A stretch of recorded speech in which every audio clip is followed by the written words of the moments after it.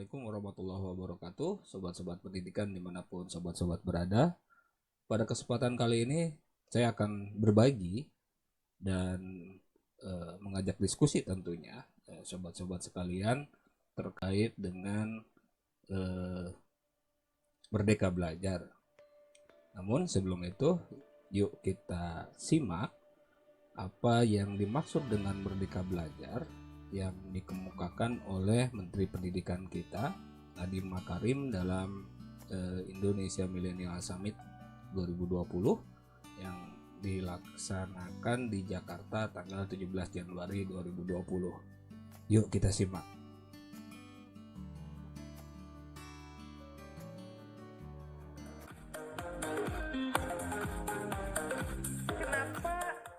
Yang muncul salah satu solusi gebrakan awal itu adalah Merdeka Belajar, hashtagnya Merdeka Belajar.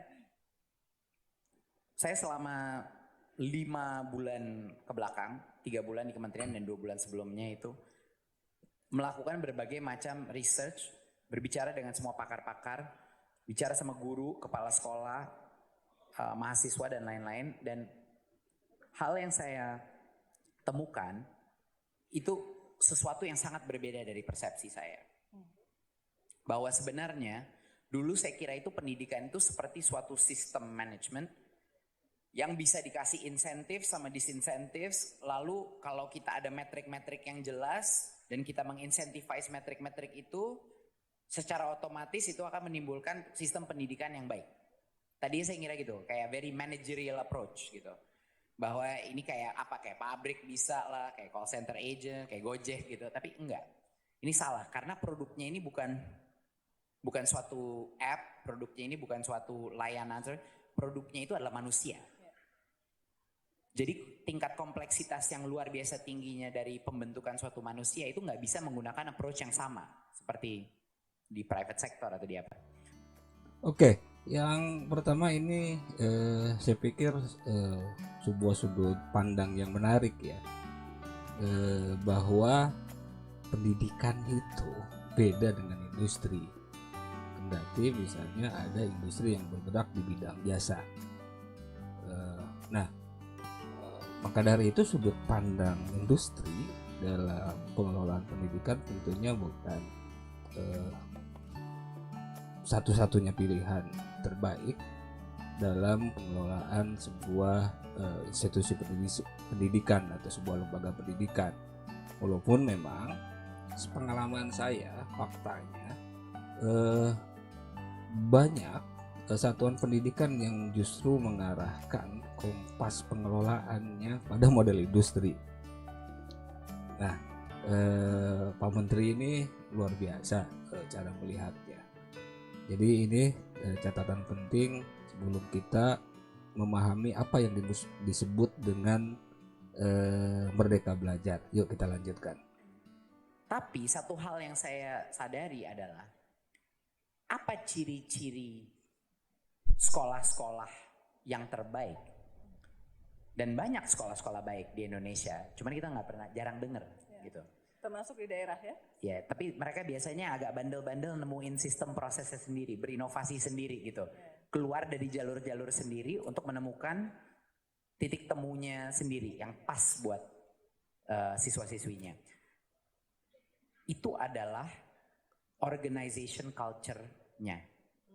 Culture daripada sekolah itu bukan kepada individu dalam sekolah, tapi culture dalam sekolah itu adalah culture of learning dan culture of innovation. Jadi ya itu culture di mana banyak tanya, banyak coba, banyak karya. Nah, ini yang sebenarnya sangat relevan seperti pengalaman saya di Gojek waktu itu. Gitu. Culture of innovation, culture of learning.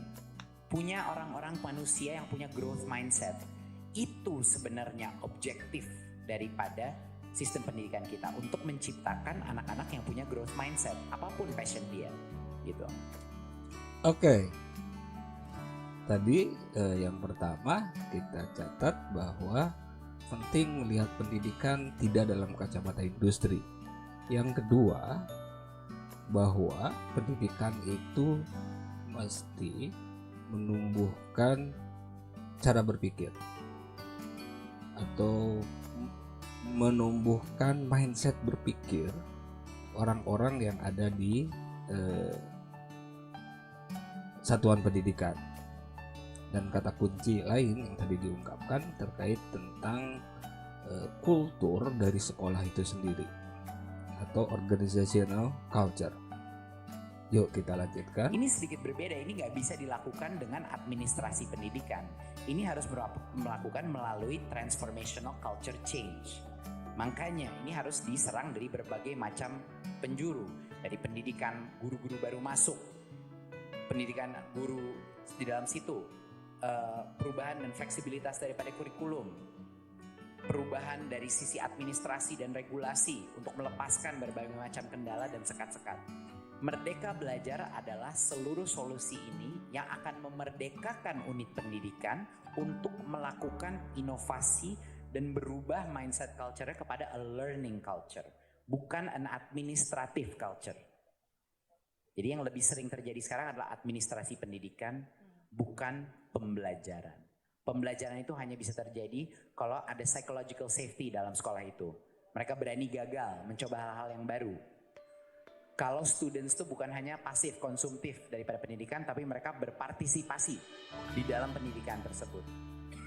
Kalau tidak ada rigiditas atau tumpuk birokrasi dan administrasi yang harus dilakukan guru yang mendistract dia daripada melakukan core functionnya, yaitu mengajar dan berinteraksi dengan murid. Jadi Merdeka Belajar adalah satu kata kunci yang menjadikan call to action untuk masyarakat. Untuk para guru, kepala sekolah, orang tua, company semua, agar kita meredefinisi apa itu culture yang tepat, culture yang merdeka di dalam unit pendidikan. Oke, menarik kan sobat-sobat sekalian. Ternyata kata kunci dari Merdeka Belajar adalah culture, ada perubahan culture. Culture tentunya bukan sesuatu yang dibangun dengan cepat ya. Butuh waktu memang untuk membangun sebuah culture. Namun dari keseluruhan apa yang saya tangkap dari Pak Menteri Pendidikan kita adalah sekolah mesti memiliki keberanian untuk melakukan sejumlah inovasi dan kemudian melalui aturan-aturan yang dikembangkannya menciptakan sebuah budaya di mana warga sekolah itu terlibat satu sama lain, saling berpartisipasi, tidak guru misalnya tidak dibebani dengan administrasi yang begitu banyak, sehingga semua orang merasa bahwa mereka bisa terus tumbuh dan berkembang menjadi sesuatu yang lebih baik. Mereka bisa terus menghasilkan sesuatu yang baru, mereka terus belajar sesuatu yang baru, tidak melakukan pekerjaan yang itu saja yang sangat administratif. Nah, itu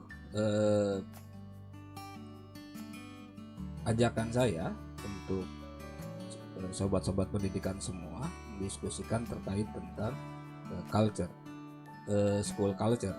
School culture inilah yang dalam banyak riset yang hanya akan mampu memecah kebuntuan dari sistem yang biasanya cukup mengkerangkeng semua orang yang ada dalam sistem itu sehingga dia tidak bisa berkembang dengan baik.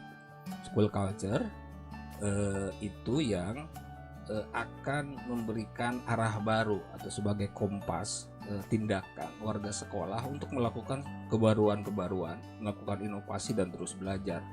Lain dari itu, school culture juga yang akan mengikat semua orang yang ada di dalam satuan pendidikan sehingga tumbuh rasa kebersamaan, ada solidaritas, kerjasama, saling menghormati dan banyak lainnya, sehingga dia mampu eh, berhadap-hadap dengan perubahan apapun, baik eksternal ataupun internal, sehingga di sisi lainnya mereka mampu bersaing dengan lembaga lainnya dan menghasilkan sumber daya manusia yang jauh lebih baik ke depannya. Sobat-sobat sekalian, itu sharing saya pada kesempatan kali ini. Silakan sobat-sobat kalian komen di kolom komentar agar kita bisa saling berdiskusi terkait apa yang dimaksud dengan Merdeka Belajar. Demikian, semoga berkah dan jaga selalu kesehatan. Assalamualaikum warahmatullahi wabarakatuh.